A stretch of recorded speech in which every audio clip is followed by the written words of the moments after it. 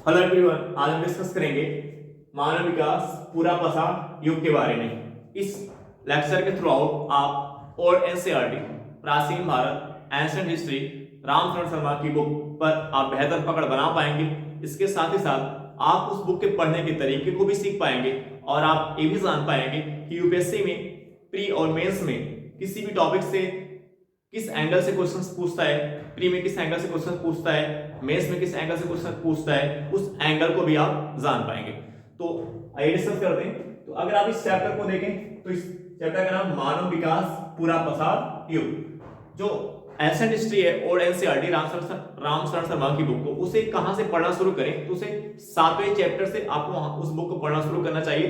जो 7वां चैप्टर है मानव विकास पूरा पसार युग। तो इस चैप्टर में देखें तो दो कीवर्ड है, एक है मानव विकास और पूरा पसा अड़युग। तो सबसे पहले हम डिस्कस करेंगे मानव विकास के बारे में। मानव विकास के अंतर्गत हम क्या क्या अध्ययन करेंगे? होमिनिड्स के बारे में, ऑस्ट्रेलोपिथेकस के बारे में, होमो हैबिलिस के बारे में, होमो इरेक्टस के बारे में और होमो सैपियंस के बारे में डिस्कस करेंगे। तो फर्स्ट हम डिस्कस करेंगे होमिनिड्स के बारे में, ठीक है ना। इसका अर्थ क्या होता है? होमिनिड्स का अर्थ क्या होता है? इसका जो अर्थ होता है मानव नुमा या वन मंच। इसका अर्थ क्या होता है? मानव नुमा या वन मंच। अब इसको थोड़ा सा और इसको और थोड़ा से अगर हम विस्तार से समझे तो इसका मतलब क्या होता है? इसके अंतर्गत देखें तो कपि परिवार की सारी नस्लें शामिल हैं जो मनुष्य हों या मनुष्य जैसा।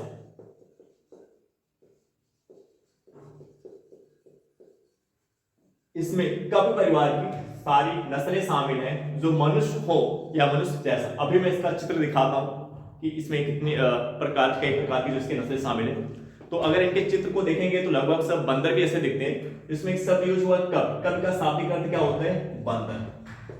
कप का शाब्दिक अर्थ क्या होता है? बंदर। तो वन मांस को अगर आप विस्तार में बताएं तो इसमें क्या होता है? कप परिवार की सारी नस्लें शामिल हैं जो मनुष्य हो या मनुष्य जैसा। और कप का शाब्दिक अर्थ क्या होता है? बंदर, यानी बंदर परिवार की कई नस्ल इसमें शामिल है। तो अगर इनके चित्र को देखेंगे, फिगर को देखेंगे तो इस पर थोड़ा थोड़ा अंतर रहता है, लेकिन लगभग सब बंदर के जैसे दिखते हैं। तो आप देखिए कप के स्थान पे कहीं लंगूर शब्द का भी यूज किया जाता है। तो आप इसके चित्र को देख सकते हो, ये आप इसमें देख सकते हैं, इसमें कप परिवार की कई नस्लें शामिल है। आप इनके चित्र को देख सकते हैं। तो लगभग सब बंदर के जैसे दिखते हैं। ये सब होमिनिड्स के अंतर्गत आते हैं, ठीक है। अब इसको देख सकते हैं। देखिए चित्र देखने का फायदा ये होता है कि अगर आप चित्र को देख लोगे तो उसका इमेज आपके दिमाग में बन जाएगा। तो आप इसको होमिनिड्स को रटोगे नहीं, आप उसको समझोगे। जब भी आप होमिनिड्स शब्द कहीं भी देखोगे उसका इसका जो इमेज है आपके दिमाग में बन जाएगा। तो अब इसके अर्थ की बात की। अब अगर इसके लोकेशन की बात करें, कहां पे पाए जाते हैं, ये इंपॉर्टेंट है कि जो होमिनिड्स है ये कहां पे पाए जाते हैं। तो इसकी लोकेशन देखें तो दक्षिण और पूर्वी अफ्रीका में। कहां पे पाए जाते हैं? दक्षिण और पूर्वी अफ्रीका में, ठीक है। दक्षिण और पूर्वी अफ्रीका में। अब आपको एक काम करना है, जब भी आप लोकेशन पढ़े, आप पढ़ रहे हिस्ट्री, लेकिन आपका यहाँ से भूगोल भी तैयार होगा अगर आपके पढ़ने का तरीका अच्छा है। इसी को बोलते हैं स्मार्ट तरीके से बुक को रीड करना। जरूर नहीं कि अगर आप हिस्ट्री पढ़ रहे हैं तो केवल हिस्ट्री पढ़ा। अगर आप हिस्ट्री पढ़ रहे हैं तो आपका पॉलिटी भी तैयार होता है। अगर आपको पढ़ने का तरीका पता है उससे आपका जब भूगोल भी तैयार होता है। लोकेशन को आप जैसे जब भी लोकेशन आए तो आपको क्या यूज करना? मैप। आप अपने पास एक मैप रखें। जरूर अगर ये नहीं कि अगर आप हिस्ट्री पढ़े तो आपको मैप नहीं रखना। जैसे कुछ भी जब आप भूगोल पढ़ते हैं तभी मैप रखते नहीं, अगर आप हिस्ट्री पढ़े तभी अपने साथ मैप रखें। मैप में तुरंत देखें कि दक्षिण और पूर्वी अफ्रीका की लोकेशन अफ्रीका महाद्वीप में कहां पे? दक्षिण और पूर्वी अफ्रीका में क्या पाए जाते हैं? होमिनिड्स। तो जब उसका मैप भी देख लो, जब उसके इसकी लोकेशन को जब मैप के थ्रू आउट देख लोगे तो फिर आपको रटोगे नहीं। तो आप जैसे आप होमिनिड्स का नाम सुनोगे तो आपका के दिमाग में एक इमेज बनेगा, अच्छा इस लोकेशन में अफ्रीका महाद्वीप में, यहाँ दक्षिण अफ्रीका में और पूर्वी अफ्रीका में पाया जाता है। तो मैप का यूज शुरू करें, ठीक है। एक पॉइंट और होमिनिड्स के बारे में हम आपको बताएंगे। इसकी जो अवधि है, अवधि मतलब कितने लाख साल पहले, तो लगभग इसकी अवधि देखें तो लगभग 60 वर्ष पहले। कब हमें देख होमिनिड्स हमें कब देखने को मिलता है, होमिनिड्स हमें कब देखने को मिलता है, लगभग 60 लाख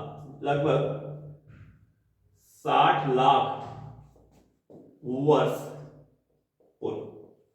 होमिनिड्स हमें कब देखने को मिलते हैं, लगभग 60 लाख वर्ष पूर्व। तो होमिनिड्स के संबंध में आपको केवल 3 पॉइंट आपको ध्यान में रखना है कि इसका अर्थ क्या होता है, और अर्थ जब देखें तो उसके चित्र को हमने आपको दिखाया ताकि आप रटे ना, उसको समझें। लोकेशन इंपॉर्टेंट है कि कहां पे पाए जाते हैं, लोकेशन आपको मैप के थ्रू आउट देखना है, आप अपने साथ मैप रखें। तीसरा पॉइंट, अवधि क्या है, कितने साल पहले, तो हमें होमिनिड्स लगभग 60 लाख वर्ष पहले देखने को मिलते हैं। अब हम डिस्कस करेंगे ऑस्ट्रेलोपिथेकस के बारे में। तो अब हमें इसे को मिटाना पड़ेगा, तो इसको रखने भी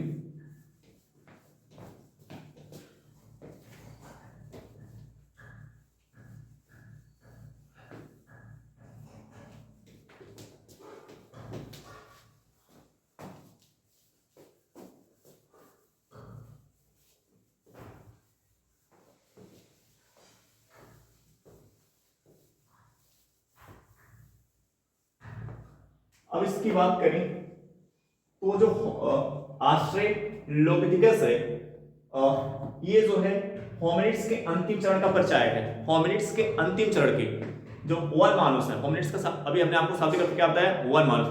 होमिनिड्स यानी वन मानुस के अंतिम चरण के परिचायक के रूप में कौन देखा जाता है, ऑस्ट्रेलोपिथेकस को देखा जाता है। होमिनिड्स के अंतिम चरण का परिचायक कौन है, ऑस्ट्रेलोपिथेकस। जैसे आप पढ़ेंगे, जैसे मौर्य काल पढ़ेंगे तो फिर उसके अंतिम चरण के रूप में, फिर जब मौर्य काल का पतन होता है फिर उसके बाद कौन साम्राज्य, किस साम्राज्य का उद्भव होता है, मौर्योत्तर काल। फिर मौर्योत्तर काल के बाद क्या है, फिर गुप्त काल। फिर गुप्त काल के अंतिम चरण के रूप में कौन आता है, गुप्तोत्तर काल। जैसे मौर्य काल के अंतिम चरण के रूप में फिर कौन, मौर्योत्तर काल। मौर्योत्तर काल के अंतिम चरण के रूप में फिर किसका उद्भव होता है, गुप्त काल का। गुप्त काल के अंतिम चरण के रूप में फिर कौन आता है, गुप्तोत्तर काल। इसी प्रकार होमिनिड्स, क्योंकि मानव की एक प्रक्रिया है, धीरे जैसे उसका डेवलपमेंट होता जाएगा तो उसमें एक सुधार होता जाएगा। जब उसमें कुछ नई चीज दिखेगी तो उसका नाम चेंज हो जाएगा। पहले हम क्या बोलते थे, होमिनिड्स, अब हम उसको क्या बोल रहे हैं, ऑस्ट्रेलोपिथेकस। अब एक प्रश्न उठता है कि वो नया चेंज क्या हुआ, किस नए चेंज के कारण हमें उस होमिनिड्स को क्या बोलना पड़ रहा है, ऑस्ट्रेलोपिथेकस। जैसे आप पूरा पसाड़ पढ़ते हो, फिर आप क्या पढ़ते हो, मध्य पसाड़ काल, फिर आप क्या पढ़ते हो, नव पसाड़ काल।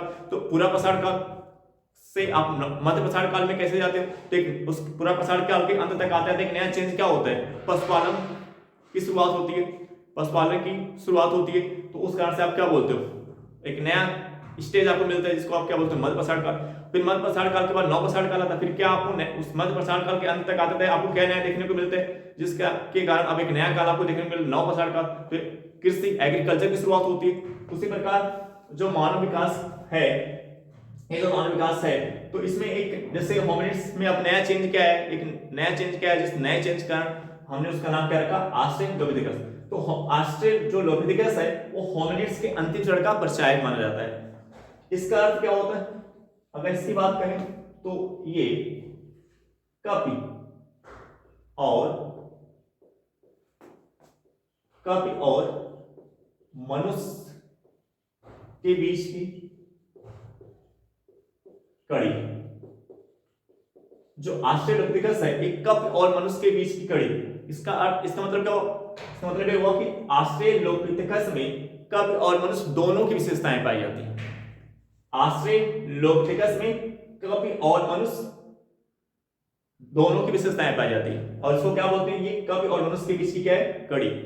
ऑस्ट्रेलोपिथेकस में इसका अर्थ क्या हुआ, इसका मतलब क्या हुआ, इसका मतलब ये हुआ कि ऑस्ट्रेलोपिथेकस में कप और मनुष्य दोनों की विशेषताएं पाई जाती है। तो आपसे क्वेश्चन पूछ सकते हैं कि वो प्राणी कौन है जिसमें कप और मनुष्य दोनों की विशेषताएं पाई जाती है, वो कौन है, ऑस्ट्रेलोपिथेकस है। इसके सामने और एक पॉइंट उल्लेखनीय है कि ऑस्ट्रेलोपिथेकस पहला मानव है, पहला वानर मानव है जो सीधा चलता था।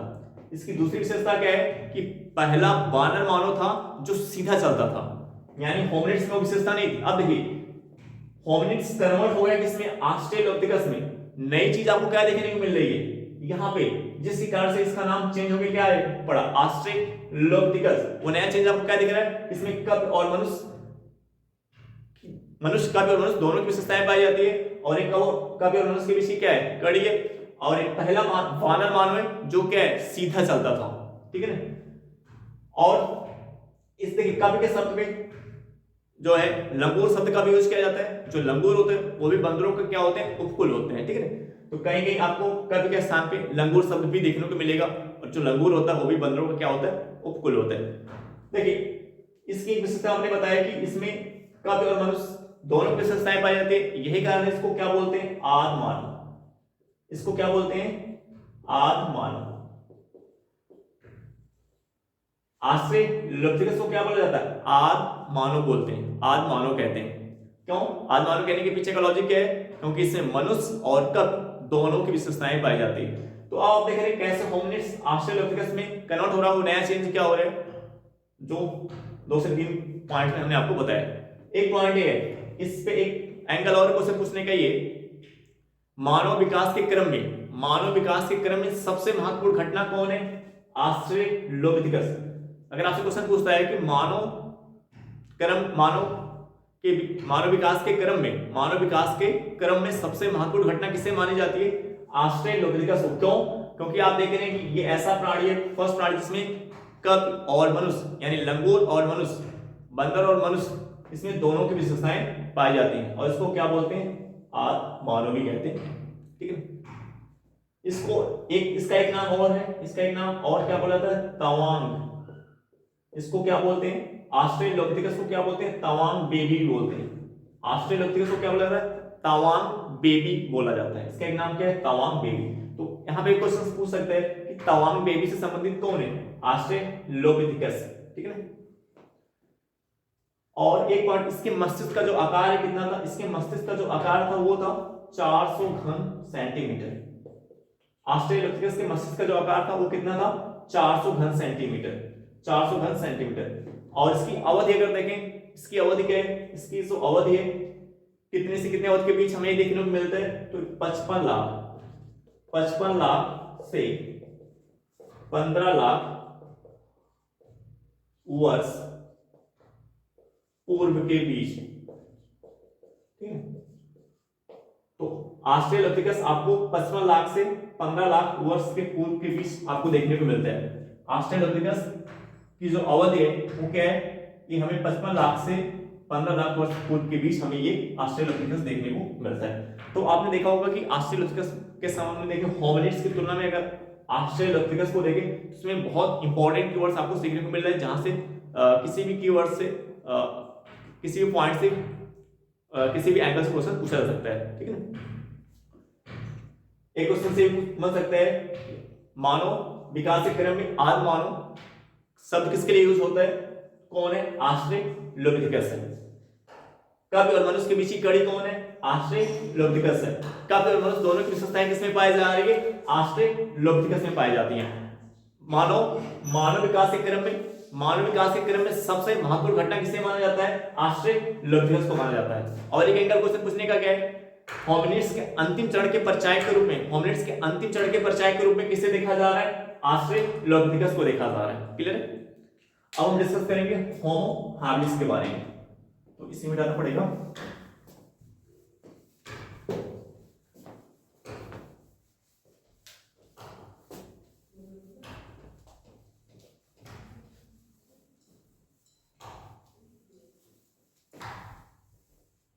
Homo habilis. अब होमो हैबिलिस की अगर हम इसके अर्थ की बात करें, इसका अर्थ क्या होता है, इसका अर्थ होता है एक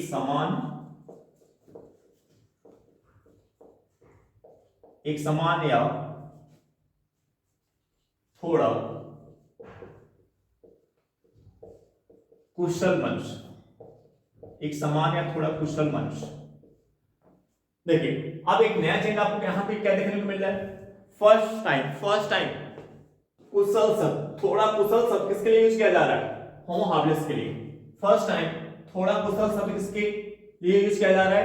होमो हाबिलिस के लिए। यानी कुशलता की बात करें तो फर्स्ट टाइम जो स्किल आपको देखने को मिलती है वो किसमें मिल रहा है? होमो हाबिलिस में, जो ना तो इसमें है और ना तो होमिनिड्स में। ये भी आपको ध्यान रखना है, क्योंकि जब उसका नाम, जैसे आपने होमिनिड्स के बाद आप क्या पढ़े? ऑस्ट्रेलोपिथेकस, तो ऑस्ट्रेलोपिथेकस भी वो होमिनिड्स के जैसा दिखता है, लेकिन उसमें होमिनिड्स में कुछ सुधार हुआ, कुछ सुधार हुआ, उसमें कुछ और नई विशेषताएं होमिनिड्स के अंतिम चरण तक आते आते कुछ उसमें नई विशेषताएं दिखी, उसके कारण फिर उसका नाम चेंज होकर क्या हो जा रहा है? ऑस्ट्रेलोपिथेकस।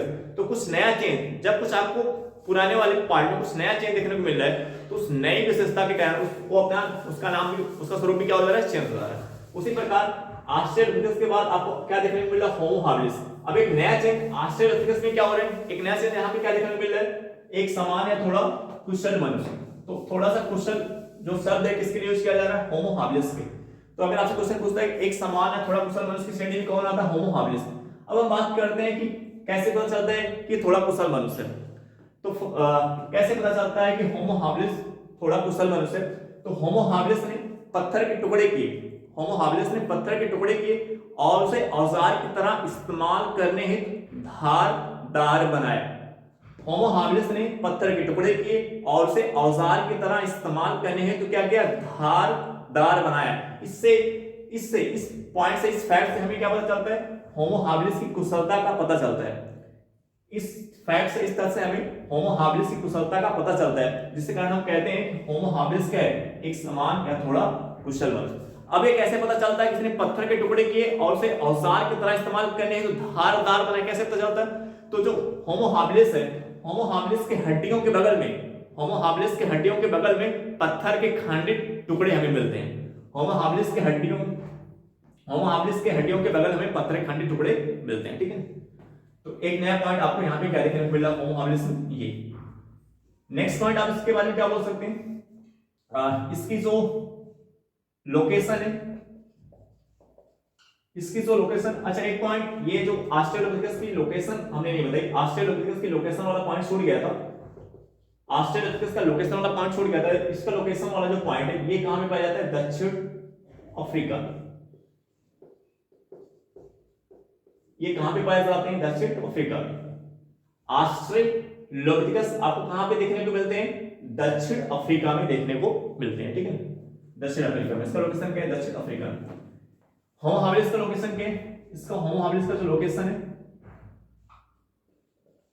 दक्षिण और पूर्वी अफ्रीका, दक्षिण और पूर्वी अफ्रीका। होमो हाबिलिस आपको क्या कहां देखने को मिला? दक्षिण और पूर्वी अफ्रीका में। और इसकी जो अवधि है, इसकी अवधि की बात करें तो इसकी जो अवधि है वो 20 लाख। होमो हाबिलिस किस अवधि के बीच में हमें देखने को मिलता है? 20 लाख से 15 लाख, 20 लाख से 15 लाख वर्ष पूर्व के बीच हमें होमो हाबिलिस देखने को मिलता है। तो होमो हाबिलिस से संबंधित 3 इंपॉर्टेंट पॉइंट है। अब ये 2 पॉइंट मानव विकास के क्रम में 2 हेडिंग क्या बच रहा है? होमो इरेक्टस, होमो सैपियंस। अब देखिए जो नाम चेंज हो रहा है तो कहीं ना कहीं उसमें कुछ नई विशेषता आ रही। अब हम देखेंगे होमो इरेक्टस में एक नई विशेषता, एक नई चीज हमें क्या देखने को मिलता है, एक नया चेंज हमें क्या देखने को मिलता है, क्या नई चीज हमें होमो इरेक्टस में देखने को मिलती है। फिर हम देखेंगे होमो सैपियंस में हमें क्या नया देखने को मिलता है। तो जैसे हम हिस्ट्री में क्या होता है कि जैसे आप एक पॉइंट पढ़ो, फिर एक पॉइंट बाद एक चैप्टर आपने पढ़ा, फिर दूसरा चैप्टर पढ़ा, तो आपको ये देखना है कि जो आप दूसरा चैप्टर पढ़ने जा रहे हो उसमें कितने % चीजें पुरानी है और फिर उसमें नया क्या हो रहा है, जिस कारण से हमें नया चैप्टर पढ़े। तो आप देखेंगे 70 से 80% चीज जो है पुराने ही रहते हैं। नए में अगर आप देखेंगे 10 से 20% नया हो रहा है, जिसके कारण से आपको एक अलग से चैप्टर पढ़ना पड़ा। अगर आप ये चीज सीख जाओगे 80% तो पुराना ही है, 85% तो पुराना है, इसमें 10 से 15% ही नया हमें देखने को मिल रहा है, तो आपके अंदर एक वो कनेक्टिविटी आ जाएगी। जब वो कनेक्टिविटी आ जाएगी तो आप जब दूसरा चैप्टर पढ़ने जाओगे तो आपको एक नया चैप्टर नहीं लगेगा कि आपको हमेशा लगता है कि नया चैप्टर आ गया, नहीं, वो पहले वाले चैप्टर से काफी अटैच्ड है। लगभग 80% एरिया उसी से कवर हो जा रहा है। यहाँ पे हमें केवल 15 से 20% क्या नया पढ़ना है। तो इस एटीट्यूड से आप पढ़ोगे तो ये एटीट्यूड जब आप डेवलप कर लोगे कनेक्टिविटी का, तो पूरा बुक कितनी मोटी हो, देखने में भले ही मोटे लगेगा, लेकिन जब उसको गहराई में जाके देखोगे तो आप पाओगे वो सभी चैप्टर एक दूसरे से क्या है, कनेक्टेड है, महासागरों की तरह वो सभी से एक दूसरे से क्या है, कनेक्टेड है। केवल बाहर से देखने में तो मोटा लग रहा है, बट उसके डीप में जाओगे तो आपको बहुत लगेगा नहीं, बहुत ही कम पढ़ रहा है। इसको बोलते हैं समझदारी, समझदारी से पढ़ना, ठीक है।